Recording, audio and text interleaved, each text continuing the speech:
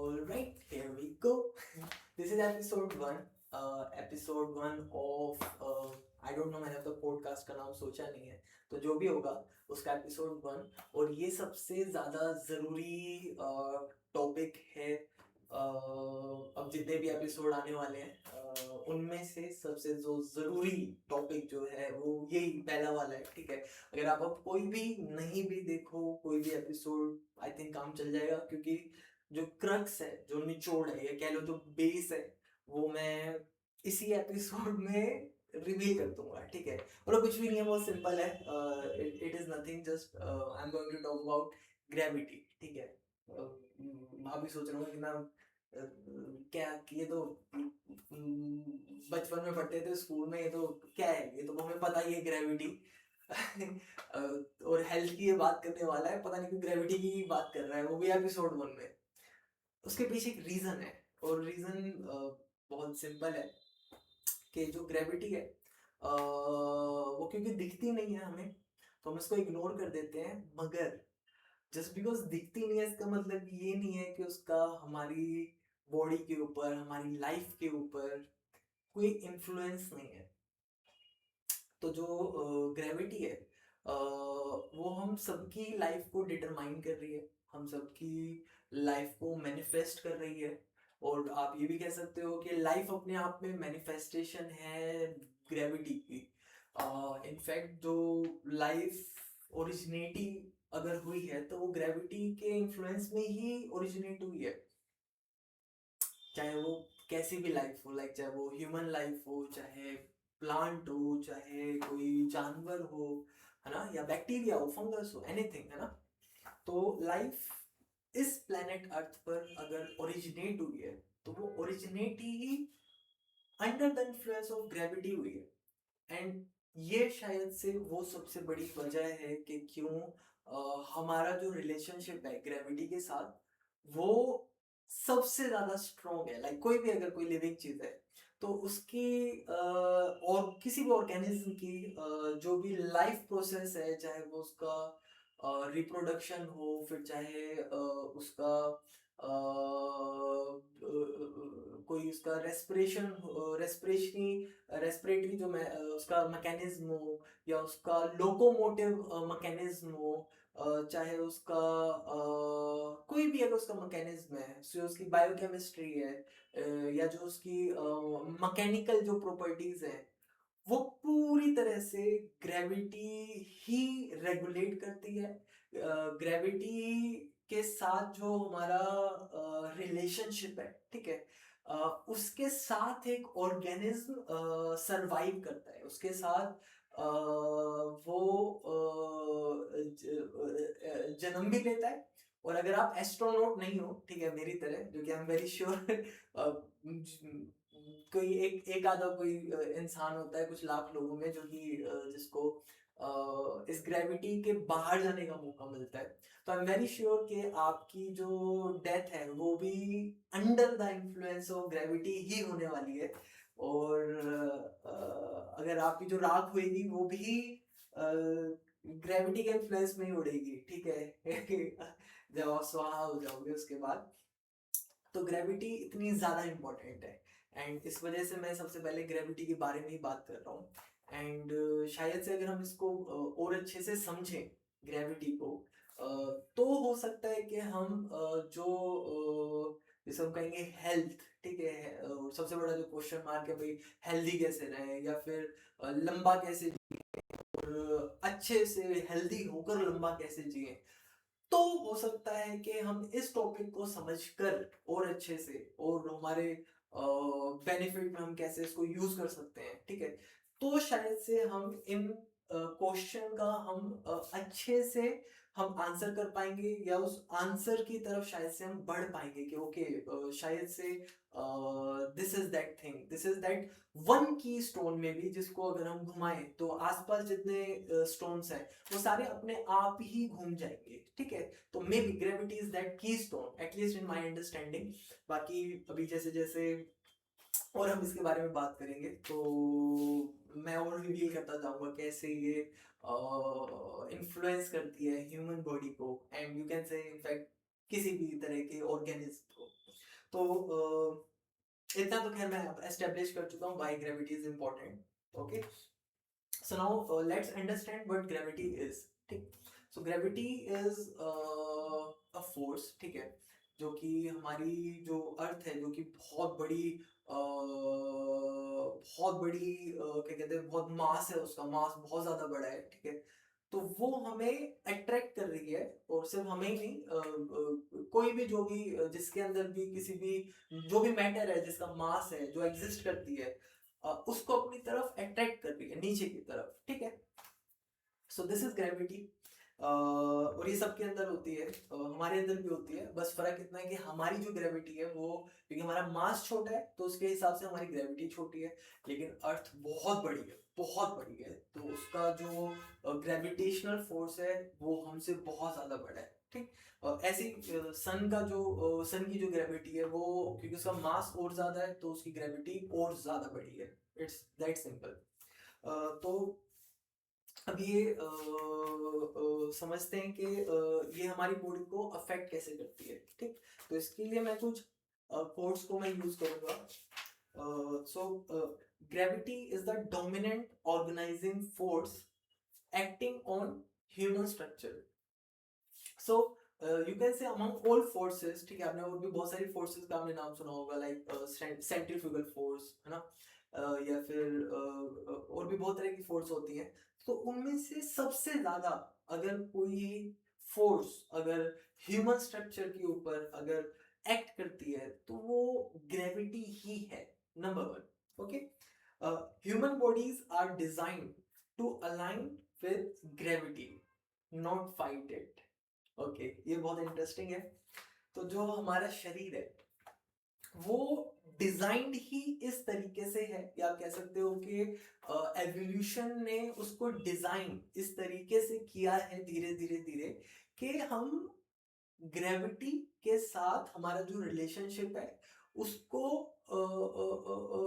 हम उसके अगेंस्ट ना जाए, हम उससे अगेंस्ट फाइट ना करें हम ग्रेविटी के, बल्कि ग्रेविटी के साथ हम और ज्यादा ग्रो कर पाए. हमारी जो ग्रोथ है, हम ग्रेविटी के साथ अगर हमारा स्ट्रक्चर अलाइंड है, अगर हम ऑर्गेनाइज्ड है, तो जो हमारे बॉडी की जो फंक्शंस है वो बहुत एफिशिएंटली काम करेंगे और ग्रेविटी के अगेंस्ट नहीं होंगे.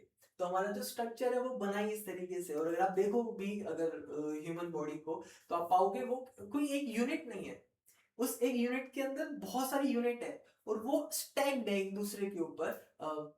बहुत अच्छी बात है कि हमारी ह्यूमन बॉडी का एक बोनी स्ट्रक्चर एटलीस्ट हमारे यहाँ रखा हुआ है. और आप देखोगे तो आप पाओगे कि इसमें कई सारे बड़े बड़े स्ट्रक्चर्स हैं और वो एक दूसरे के ऊपर स्टैक्ड है. ये बहुत इंपॉर्टेंट है कि वो एक दूसरे के ऊपर स्टैक्ड है, लिटरली रखे हुए एक दूसरे के ऊपर. ठीक, फॉर एग्जांपल सबसे जो बेस है हमारा, वो हमारा फुट है. फुट के ऊपर हमारा पेल्विस है जो रखा हुआ है. ठीक, पेल्विस के ऊपर हमारा रिब केज है, राइट. रिब केज के ऊपर हमारा हेड है. तो ये बहुत बड़े बड़े स्ट्रक्चर्स हैं और इनको जो चीज कनेक्ट कर रही है वो है हमारी स्पाइन. ठीक, तो ये अलग अलग स्ट्रक्चर है. ये कहीं से भी अगर आप देखोगे तो आपको बिल्कुल भी नहीं लगेगा ये कोई एक सिंगल कोई यूनिट है, नहीं.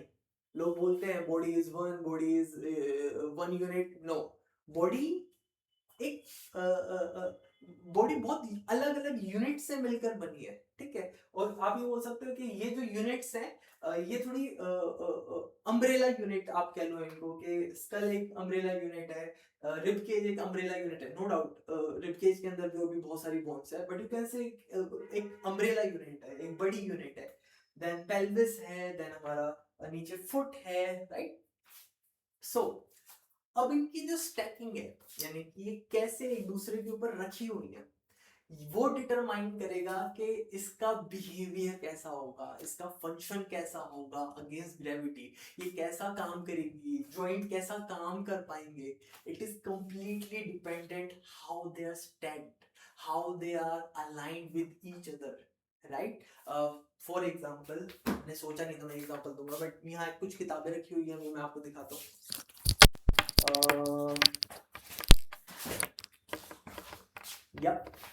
तो अब ये एक दूसरे के ऊपर लाइक ऐसे स्टैक्ड है, राइट. ठीक है, कैसा हो कि मैं लेट्स सपोज ये आपका हेड है, ठीक है, ये आपका रिब केज है, ये आपका पेल्विस है और ये आपका फुट है, ठीक है, ये चार हमारे पास है, ठीक है। लेट्स सपोज मैं आपके हेड को बहुत ज्यादा इधर शिफ्ट कर दूं, ठीक है। अब यहाँ तक तो फिर भी ठीक है, हो सकता है कि हमारा जो जॉइंट है, हो सकता है हमारा राइट शोल्डर फिलहाल अभी ठीक से काम ना कर रहा हो, लेकिन थोड़ा बहुत काम कर रहा होगा, ठीक है। लेकिन जब मैं इसको बहुत ज्यादा इधर ले जाऊं, ग्रेविटी लाइक नीचे गिर गया, राइट। तो ये जो रिलेशनशिप है अलग अलग यूनिट्स का जो बॉडी के अंदर है, इनकी स्टैकिंग कैसे है, ये कैसे एक दूसरे से अलाइंड है वर्टिकली, ये डिटरमाइन करता है कि इनका फंक्शन कैसा होगा। तो ये एक बहुत बड़ा की फीचर कह लो या की पॉइंट कह लो या बहुत सिग्निफिकेंस है ग्रेविटी का हमारी बॉडी के साथ, राइट। खैर आगे बढ़ते हैं। Now misalignment increases gravitational stress and energy expenditure. Okay, so let's suppose कि अगर हम इसको मान ले कि एनर्जी को अगर हम मान ले कि एक यूनिट में अगर हम बांट दें, ठीक है, या यूनिट में हम उसको डिनोट करें, तो अगर एक मिसअलाइंड स्ट्रक्चर है तो उसका जो एनर्जी एक्सपेंडिचर होगा, यानी कि वो कितनी कैलोरी यूज करेगा, वो ऑब्वियसली ज्यादा होगा वर्सेस एक ऐसी बॉडी के साथ जो कि अलाइंड है, जो कि एफिशिएंट है against gravity. Then structural order determines how gravity travels through the body.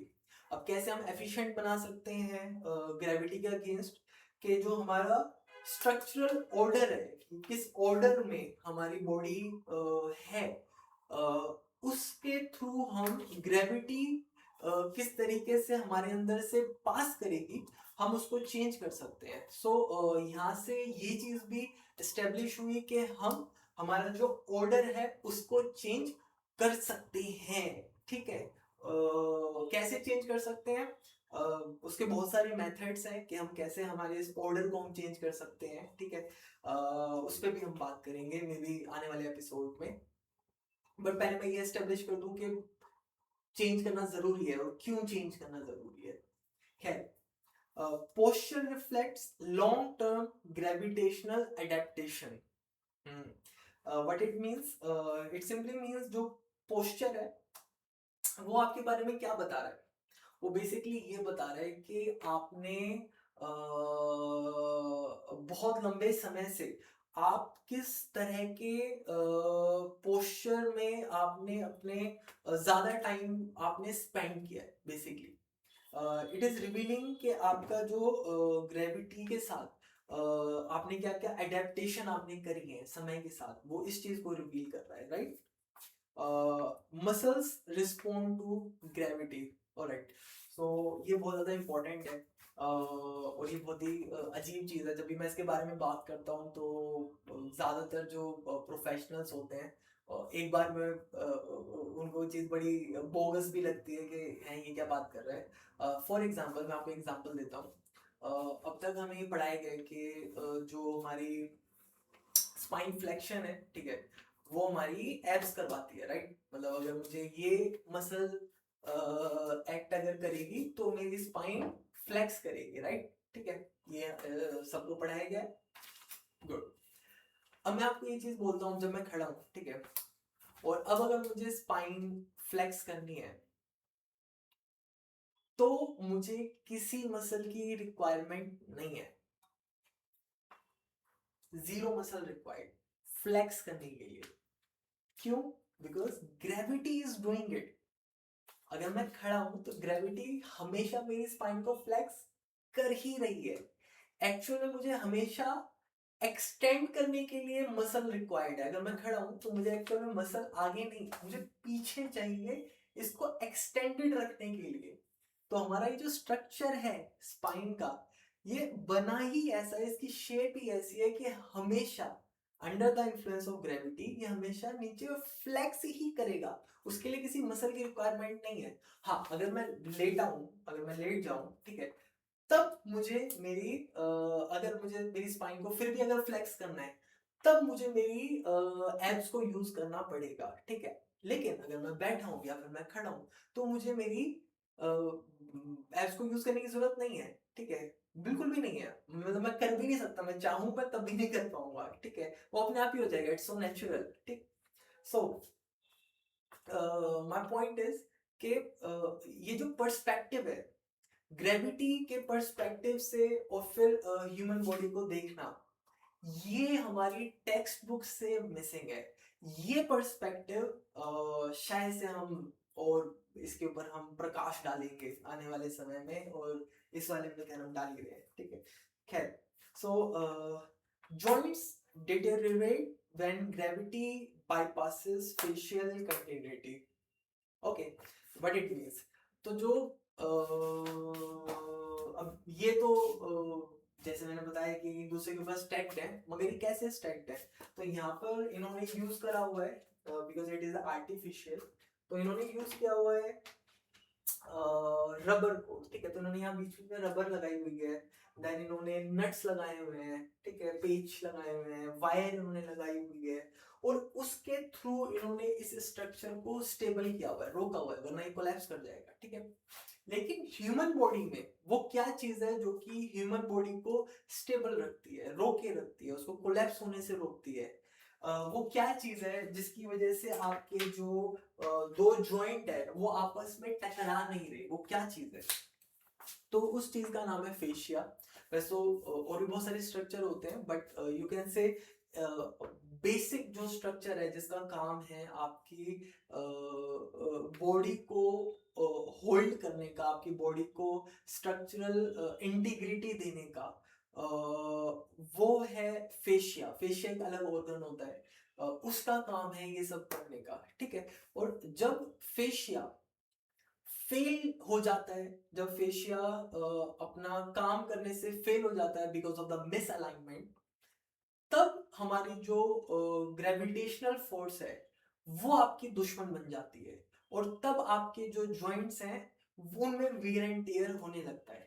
लेकिन अगर आपका अलाइनमेंट ठीक है और उसकी वजह से अगर आपका फेशिया सपोर्ट कर पा रहा है स्ट्रक्चर को, आप बैलेंस्ड है, उस केस में आप एफिशिएंट होते हैं, उस केस में आपका जो वियर एंड टियर है या तो बहुत नॉमिनल होता है या फिर होता ही नहीं है, या फिर आप ऐसा भी बोल सकते हो कि आपका जो जॉइंट है बल्कि और ज्यादा स्ट्रेंथन होता है, और ज्यादा अच्छा होता है, ना कि नेगेटिव में जाता है, वो पॉजिटिव में जाता है, ठीक। तो यहाँ पर हमारे फेशिया का भी रोल आ गया, ठीक। खैर, efficient structure allows gravity to support the body, not collapse it, ठीक। Now, vertical alignment reduces muscular effort. Yes, तो आप जितने ज्यादा आप अलाइंड होंगे उतना ही आपका जो मस्कुलर जो एफर्ट है वो आपका कम हो जाएगा। लेट सपोज अगर मैं अच्छा अलाइंड हूँ तो लाइक मेरी इवन ब्रीदिंग जो मसल्स है उनको भी कम काम करना पड़ेगा, उन्हें उतना काम करने की नीड ही नहीं है, ठीक। मेरे जो जॉइंट्स को जो मेरी मसल्स चलाती है, जो स्केलेटल मसल्स हैं, उन्हें ज्यादा काम करने की जरूरत नहीं है अगर मैं ज्यादा अच्छे से अलाइंड हूँ। वेयरएज अगर मेरी अलाइनमेंट ठीक नहीं है, मेरा स्ट्रक्चर डिफॉर्म्ड है, तो मुझे बहुत ज्यादा मेहनत करनी पड़ेगी, मेरी मसल्स को बहुत ज्यादा एक आउट ऑफ द वे जाके काम करना पड़ेगा। मैं बहुत सारी क्या कहते हैं कंपनसेशन पैटर्न मैं अडेप्ट कर लूंगा, जस्ट बिकॉज मुझे किसी तरीके से उस टास्क को मुझे कंप्लीट करना है, ठीक। खैर, next, compensation patterns are strategies to survive gravity with poor structure. So you can see this as जो compensation pattern है, you can see it as safety nets, ठीक। तो एक तो एक एकदम आइडियल बॉडी के आइडियल जॉइंट, आइडियल एवरीथिंग के कैसा होना चाहिए, और एक है बिल्कुल ही बॉडी का बिल्कुल ही कोलैप्स हो जाना, लाइक बिल्कुल ही गिर जाना, ठीक है। एक्चुअल में ये दोनों ही चीजें रियल लाइफ में हमें देखने को नहीं मिलती, ना तो ऐसा होगा कि बिल्कुल एक आइडियल बॉडी होगी और बिल्कुल ही क्या कहते हैं एकदम 100% एफिशिएंट बॉडी, ठीक है, ऐसा भी नहीं मिलेगा। पर ऐसा भी नहीं मिलेगा अनलेस आप मरना चाहो कि आपकी बॉडी बिल्कुल ही कोलैप्स कर जाए, ठीक है। तो लाइफ जो है वो इन दोनों एक्सट्रीम्स के बीच में होती है, ठीक है। तो इसको हम बोलेंगे कंपनसेटरी पैटर्न, ठीक है, कि आप या कह लो ग्रेविटी के साथ आप हमेशा नेगोशिएट कर रहे हो, ठीक है, और आपका नेगोशिएशन कितना अच्छा है वो डिपेंड करेगा कि आप आइडियल के कितने पास हो या फिर आप कोलैप्स होने के कितने ज्यादा पास हो, ठीक है। तो आपका और सबका जो कंपनसेटरी पैटर्न है कि मैं किस तरीके से कंपनसेट करूंगा वो सबका डिफरेंट होता है। फॉर एग्जाम्पल मुझे अपने इस हाथ को ऊपर करना है, ठीक है, तो मसल जो डेजिग्नेटेड है इस काम को प्राइमरीली कराने के लिए उसको हम डेल्टोइड बोलते हैं, यहाँ होती है, ठीक है, इसका काम होता है हमारे हाथ को लिफ्ट करना, ठीक है। वैसे तो एक ग्रुप प्रोजेक्ट है, बहुत सारी मसल्स काम करती हैं, बट प्राइमरी जो मसल्स है मसल है उसका नाम है डेल्टोइड, वो यहाँ पर होती है, राइट, ठीक। बट अगर मेरा रिब केज अगर मैं इसको ऐसे आगे की तरफ मैं ऐसे ड्रॉप कर दूं, ठीक, और अब मैं इसको ऊपर लिफ्ट करूं, ठीक, तो क्या होगा, मुझे अब लिफ्ट करने के लिए मेरी अब बाकी की जो मसल्स है, जैसे मैंने बोला ग्रुप प्रोजेक्ट, ठीक है, तो मेरी जो अपर ट्रैप्स है, ठीक है, मेरी जो मिड ट्रैप है, ठीक है, अब मुझे इनको ज्यादा इस्तेमाल करना पड़ेगा इसको ऊपर उठाने के लिए। और जो मेरी डेल्टोइड जो मेरी प्राइमरी मसल थी उसको मैं चाहते हुए भी ज्यादा या कह लो जितना मुझे उससे काम लेना है इस पोस्चर में मैं ले ही नहीं पाऊंगा, इट्स सिंपली नॉट पॉसिबल। तो मेरी जो नेक मसल्स है वो यूज कर रही है, ठीक है। तो it is just one of the compensatory pattern जिसको मैं फिलहाल डेमोन्स्ट्रेट कर रहा हूँ, ठीक है। अब अगर मैं चाहता हूँ कि नहीं फिर से मैं टुवर्ड्स द आइडियल बॉडी की तरफ जाऊं तो मुझे मेरे रिब केज को यहाँ से सीधा करना पड़ेगा। अब जैसे ही मेरा रिब केज सीधा हुआ और अब मैं फिर से एक बार लिफ्ट करूं, वो super free. That's how we create our compensatory patterns, right.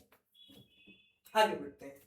और ये सबसे जरूरी चीज है, ये जो डिबेट जो लगी हुई है कि सिमेट्री इज नॉट पॉसिबल, ठीक है, एंड फ्यू पीपल से that we should seek symmetry, ठीक है, symmetry is the ultimate answer, ठीक है, एंड उसका काउंटर में लोग बोलते हैं कि नहीं नहीं हमारी तो बॉडी एसिमेट्रिकल होती है। तो इसका जो क्रक्स है इस पूरी डिबेट का वो बहुत सिंपल है, and that is symmetry is less important than balance. Balance is what we want to seek, balance is what we want to achieve, ना कि सिमेट्री, ठीक। कैसे, फॉर एग्जाम्पल अभी मैं इसको ले आता हूँ फिर से। तो ये जो किताबें हैं, ठीक है, अगर मैं इसकी स्टैकिंग इस तरीके से कर दूं, ठीक है, तब भी खुद को बैलेंस तो कर ही रही है ना, नीचे तो नहीं गिर रही है, ठीक है। तो और मैं इसको अब इसको मैंने इसको इधर कर दिया, इसको मैंने इधर कर दिया, इसको मैंने इधर कर दिया, ठीक है। और मैंने केओस में अब देखने वाला कहेगा थोड़ी केओटिक है मगर अभी भी है तो बैलेंस्ड, ठीक है, गिर तो नहीं रही है, right. So this is what we want to achieve, we want to achieve balance. तो ऐसा हो सकता है कि आप सिमेट्री गेन कर लो, ठीक है, मगर फिर भी आपकी बॉडी में बैलेंस ना हो, ठीक है, क्योंकि अल्टीमेटली तो हमें प्रेशर प्लेट के ऊपर ही खड़े करवा के और फिर चेक करना पड़ेगा कि एक्चुअल में जो आपकी सिमेट्री है उसकी वजह से क्या आपका सेंटर ऑफ मास भी सेंटर में आ पाया या नहीं आ पाया। लेट्स सपोज आप दिखने में from outside you are looking symmetrical मगर आपकी ग्रेविटेशनल फोर्स सेंटर में है ही नहीं तो भी किसी काम की नहीं है आपकी symmetry. So what we want to achieve is balance, not just aesthetically pleasing symmetry. We want to achieve balance. So I think it is enough on gravity. And in next episode, we will talk about आप ही comment करो कि हम या आप मुझे बताओ, ठीक है, फीडबैक दो कि तो ये वाला एपिसोड कैसा था और किस टॉपिक के बारे में हमें बात करनी चाहिए। Thank you, bye, this is Aadi है।